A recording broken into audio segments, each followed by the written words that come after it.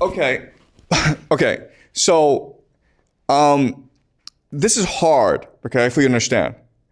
It's because it's a different world and the brains work differently. Back in this age, religion was the end on be all. Okay, you live for your religion. Okay, does that make sense? Today, our religion is capitalism. Okay? So, and capitalism is just make as much money as you possibly can. This is Daniel 2:44.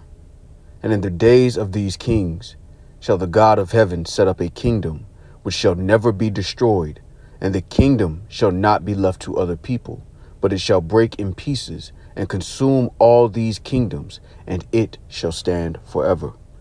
I want to start off by giving all praise, honor, and glory to Yahweh, Bahashem, Yahweh Shai, Bahashem, Rakah, Quadash.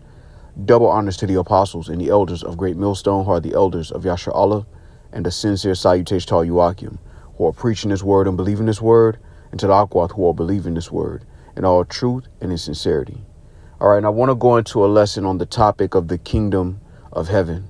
The kingdom of heaven is, for those who don't know, it's a rulership that will take place on earth, a rulership that will not be destroyed. And the head of that rulership is the one the world ignorantly calls Jesus, whose name is Yahweh Shai.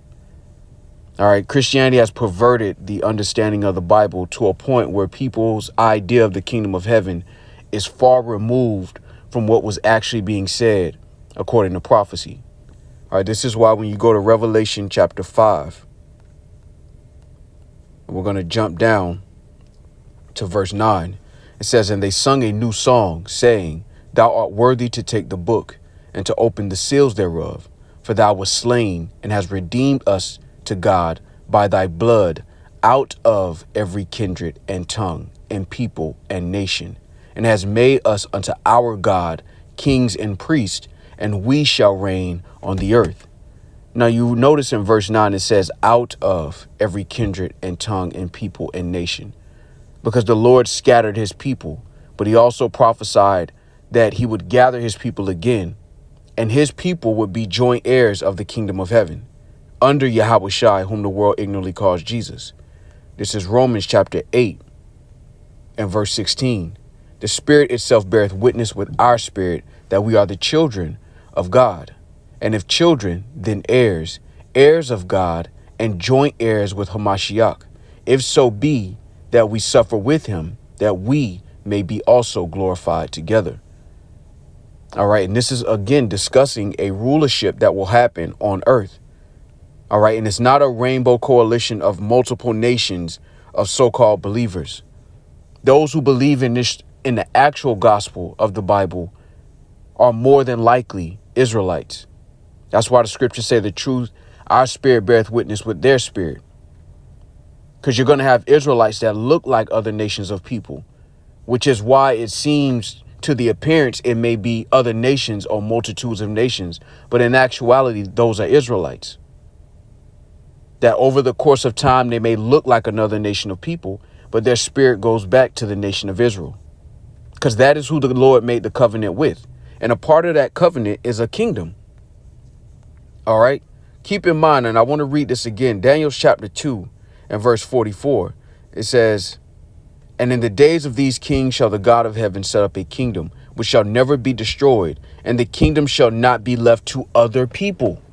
Which shows you it's not going to be a rainbow coalition. This is a prophecy that the Israelites, beginning with the elect, under Yahweh Shai, whom the world ignorantly calls Jesus, and it made me think about Genesis, the 49th chapter. It says, till Shiloh come, which is another nickname, if you will, for Yahweh Shai, whom the world ignorantly calls Jesus, the Prince of Peace. The kingdom of heaven is talking about a rulership on earth.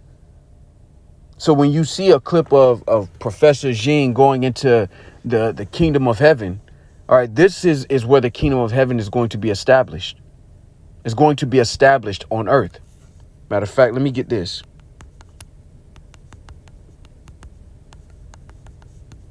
This is Luke chapter 22 and 28. Ye are they which have continued with me in my temptations, and I appoint unto you a kingdom as my Father hath appointed unto me. Going back into the joint heirs.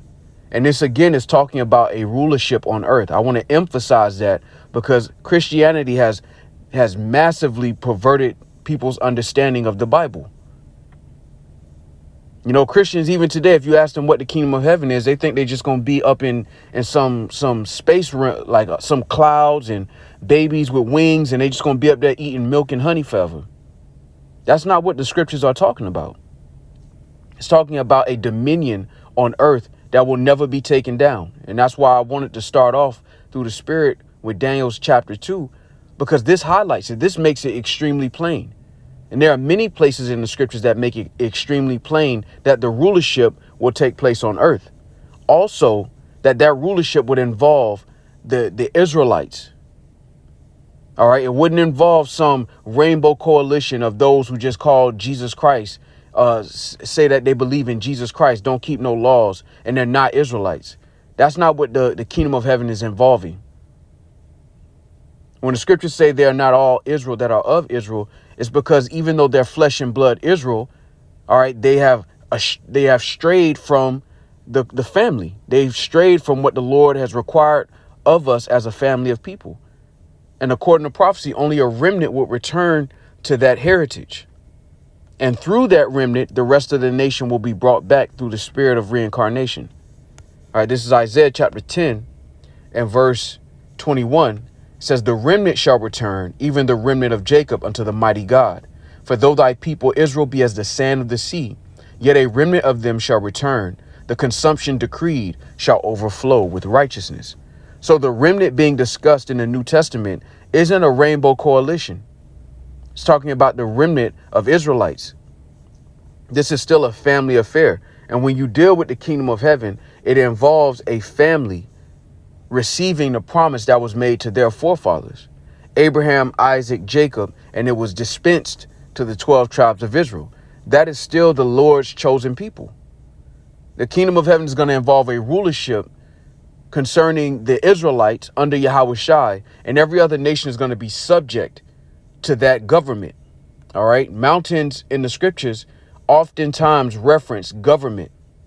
And I want to get this example. This is Isaiah 2:2. And it shall come to pass in the last days that the mountain of the Lord's house shall be established in the top of the mountains and shall be exalted above the hills, and all nations shall flow unto it. All right. This is highlighting the government of the kingdom of heaven having supremacy over all other nations. Just like in today's world, the so-called white man has a grip over the entire planet. But America is the weapon, if you will, or the tool to wield that influence. This is why, even though they have a United Nations, you have the Americans can break the laws. They can break the rules of the NATO treaties and the summits. They can break those rules, even though they're all supposed to be members, because they have the supremacy in the situation. Well, in the kingdom of heaven, there is going to be a hierarchy amongst nations. All right, verse 3 reads, and many people shall go and say, come ye and let us go up to the mountain of the Lord, to the house of the God of Jacob, and he will teach us of his ways, and we will walk in his paths. For out of Zion shall go forth the law and the word of the Lord from Jerusalem. And he shall judge among the nations and shall rebuke many people. And they shall beat their swords into plowshares and their spears into pruning hooks. Nation shall not lift up sword against nation, neither shall they learn war anymore. And this shows you a supremacy over other nations. Because it's saying, look, that government, all right, and the head of that government is Yahushua, and the head of Yahushua is Yahweh. That government is going to judge amongst the nations. So say the kingdom, we're in the kingdom of heaven, you know, hypothetically speaking, and the so-called Chinese, which are the biblical Ammonites, Salakia, the so-called Chinese, which are the biblical Moabites, and the so-called Japanese, which are the biblical Ammonites, let's say they have a conflict. Instead of them learning war and going to war with each other, what's going to happen is they're going to come to Yahushua and his government and bring their grievances to the table. And you know what Yahushua is going to do? He's going to judge amongst the nations through that governing body. And that is the kingdom that will never be taken down. The Lord made the earth to be established. He didn't make it for it to be ruled by the heathen and then finally ruled by the lowest of the low, the wicked, and then completely obliterated. That's not why the Lord made creation in the first place.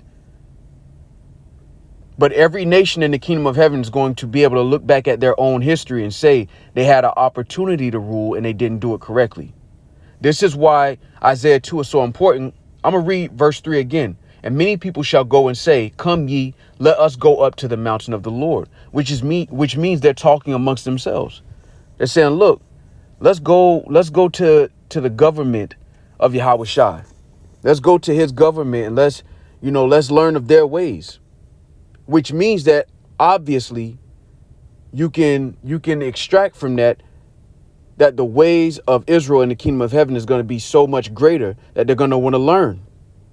Just like even now, Jake is the salt of the earth. Even at the bottom, people still take hold of our trends and our innovations. It's just right now it's not steered in righteousness because Shiloh isn't here. You know, when Yahushua arrives and establishes order, the nations are going to see the order and then they're going to gravitate to the way of Yahweh Shema Shai. That's what the kingdom of heaven entails. All right. That's why the scriptures say this right here. This is Matthew 11:12. And from the days of John the Baptist until now, the kingdom of heaven suffereth violence, and the violent take it by force. So it shows you that Israelites are also referred to as the kingdom of heaven. This goes back to the promise that was made to Abraham, Isaac, and Jacob. The Lord is not a power that he should lie. The kingdom of heaven was always intended for the Israelites. It's just this is the process.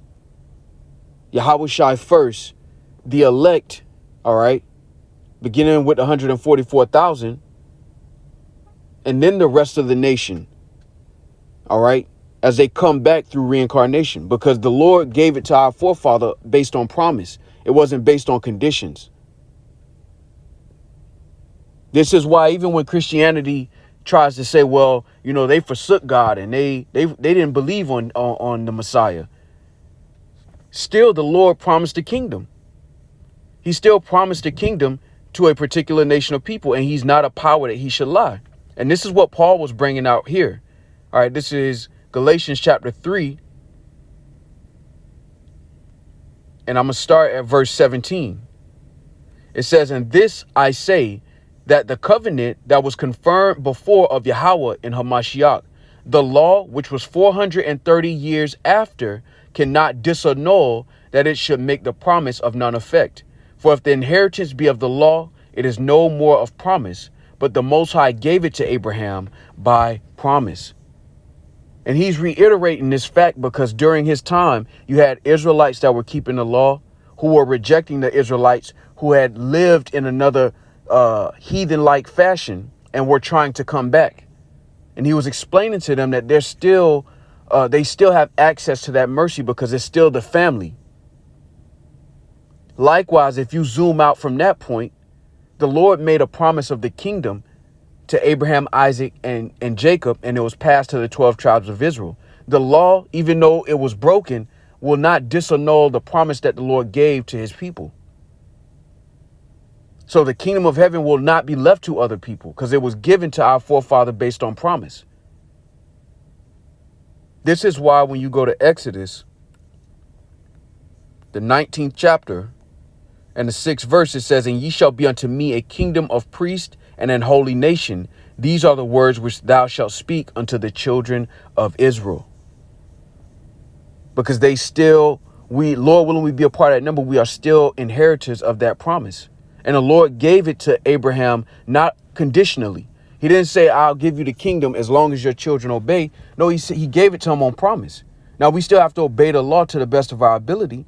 But I'm bringing this point out to highlight the Lord has not broken that promise that he made to Abraham. And the kingdom of heaven does not involve other nations being grafted in to a family they were never a part of. All right. And that's what people get misconstrued about Romans, the 11th chapter, when you deal with the olive tree being grafted in. Because when you end that chapter, what does it say? All right. Romans 11:26. And so all Israel shall be saved, as it is written, there shall come out of Zion the deliverer, and shall turn away ungodliness from Jacob. So the whole grafting in is about Israelites who are not keeping the customs being grafted back into their heritage. Because we started off with Daniel, the 2nd chapter, that said the kingdom of heaven will not be given to other people. It will not be left to other people. All right. And this is the blessing that was promised to Abraham, Isaac, and Jacob and passed down to the children of Israel. That's what the kingdom of heaven involves. All right. Heaven is a rulership. All right. It can also be used to describe the sky. All right. The firmament. All right. The sky, the space, if you will. It's also used to describe the heavenly realm when you deal with the angels and, but it's also used to describe rulership. All right. And this is why when you go to Isaiah 34:4,